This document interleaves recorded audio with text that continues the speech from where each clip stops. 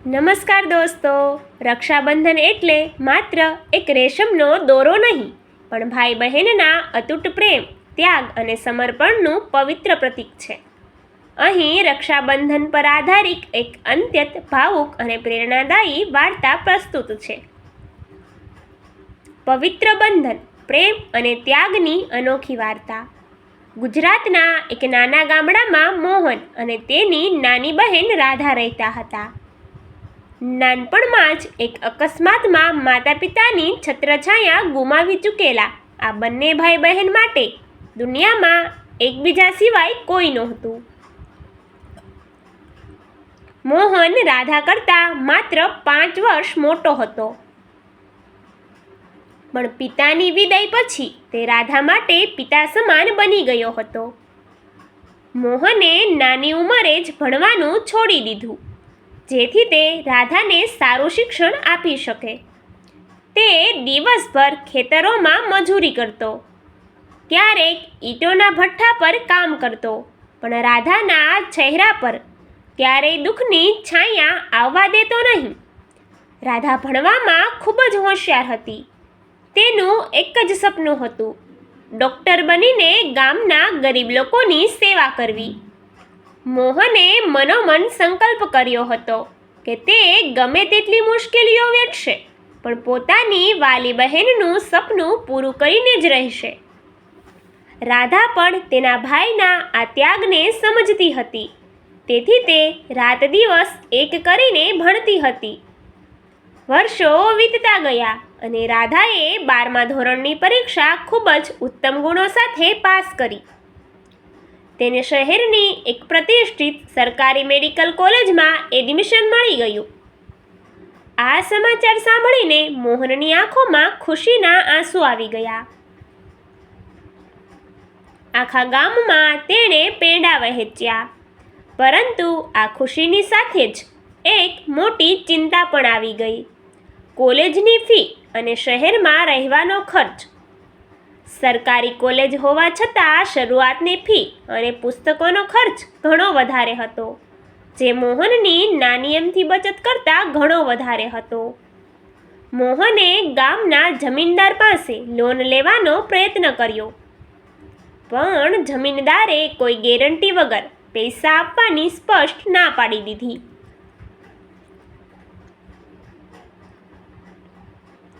રક્ષાબંધનનો પવિત્ર તહેવાર નજીક આવી રહ્યો હતો.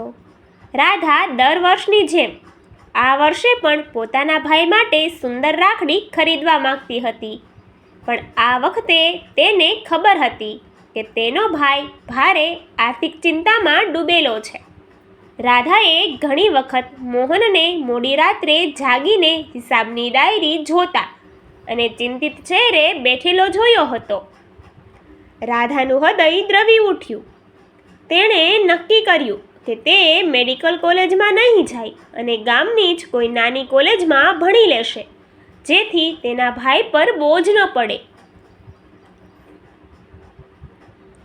રક્ષાબંધનના બરાબર એક દિવસ પહેલા મોહન અચાનક સવારથી ક્યાંક બહાર ગયો અને મોડી રાત્રે પાછો ફર્યો. તેના ચહેરા પર થાક હતો, પણ આંખોમાં એક અનોખો સંતોષ અને ચમક હતી. ઘરમાં પ્રવેશતા જ તેણે રાધાના હાથમાં એક સફેદ પરબીડિયું મૂક્યું. રાધાએ ધ્રુજતા હાથે પરબીડિયું ખોલીને જોયું તો તેમાં તેની આખા વર્ષની કોલેજની ફી અને હોસ્ટેલના ખર્ચના પૈસા હતા. રાધા ચોંકી ગઈ અને તેની આંખોમાં આંસુ આવી ગયા. તેણે પૂછ્યું, ભાઈ, આટલા બધા પૈસા ક્યાંથી આવ્યા? કોઈએ તને લોન આપી? તે તારી જાતને કોઈ મુશ્કેલીમાં તો નથી નાખીને?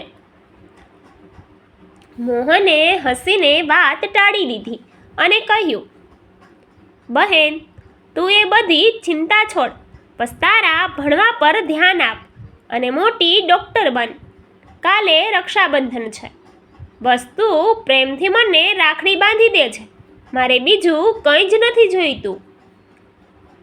બીજા દિવસે રક્ષાબંધનની સવારે માહોલ ખૂબ જ પવિત્ર હતો. રાધાએ સુંદર કપડાં પહેર્યા, પૂજાની થાળી સજાવી, દીવો પ્રગટાવ્યો અને મોહનની આરતી ઉતારી. તેને મોહનના કપાળ પર તિલક કર્યું અને ચોખા છોટાડ્યા.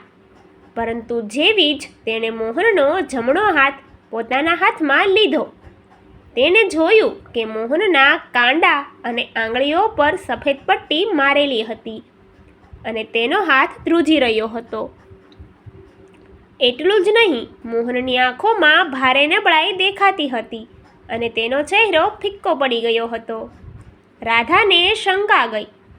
તેણે મોહનની પટ્ટી ખોલવાનો પ્રયત્ન કર્યો, પણ મોહને તરત જ પોતાનો હાથ પાછો ખેંચી લીધો.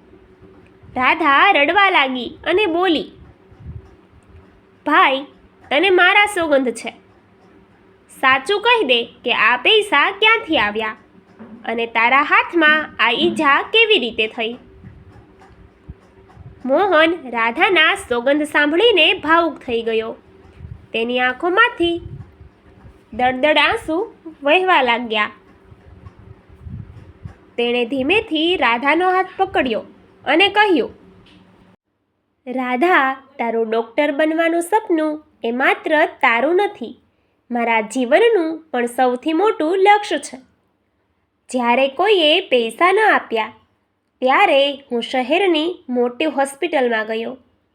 ત્યાં મેં મારું લોહી વેચ્યું અને એક નવી દવાના ક્લિનિકલ ટ્રાયલ માટે મારો જમણો હાથ આપ્યો. તેમણે મને આ પૈસા આપ્યા. બહેન, મારો આ હાથ થોડા દિવસમાં સાજો થઈ જશે, પણ જો તારું એડમિશન છૂટી ગયું હોત તો હું મારી જાતને ક્યારેય માફ ન કરી શકત. તારો આ ભાઈ જીવતો છે ત્યાં સુધી તારા સપનાઓને ક્યારેય તૂટવા નહીં દે. આ સાંભળીને રાધા સ્તબ્ધ થઈ ગઈ. તેનું હૃદય ભરાઈ આવ્યું. તેનો ભાઈ પોતાના લોહીનું પાણી કરીને અને પોતાના શરીરને કષ્ટ આપીને તેની ફી ભરી રહ્યો હતો. રાધા મોહનને વળગી પડી અને ધ્રુસકે ધ્રુસકે રડવા લાગી. તેણે રડતા રડતા કહ્યું, ભાઈ, તે મારા ભણતર માટે તારું લોહી આપી દીધું. આ રેશમનો દોરો તો બહેન ભાઈના રક્ષણ માટે બાંધે છે, પણ અહીં તો તે તારા સ્વાસ્થ્યનું બલિદાન આપીને મારું આખું ભવિષ્ય સુરક્ષિત કરી દીધું છે. તું દુનિયાનો સૌથી શ્રેષ્ઠ ભાઈ છે. રાધાએ ભીની આંખો સાથે મોહનના તે ઈજાગ્રસ્ત કાંડા પર પ્રેમથી રાખડી બાંધી અને વચન આપ્યું, ભાઈ, હું તને વચન આપું છું કે હું એક એવી ડૉક્ટર બનીશ જે ક્યારેય કોઈ ગરીબ અને લાચાર દર્દી પાસે પૈસા નહીં લે. હું તારા આ પવિત્ર લોહી અને ત્યાગની કિંમત મારા સેવા કાર્યથી ચૂકવીશ. ગામના કેટલાક લોકો જે આ દ્રશ્ય જોઈ રહ્યા હતા, તેમની આંખો પણ ભીની થઈ ગઈ. આ વાર્તા આપણને શીખવે છે કે રક્ષાબંધન એ માત્ર મીઠાઈઓ ખાવા કે મોંઘી ભેટ સોગાદો લેવા આપવાનો તહેવાર નથી.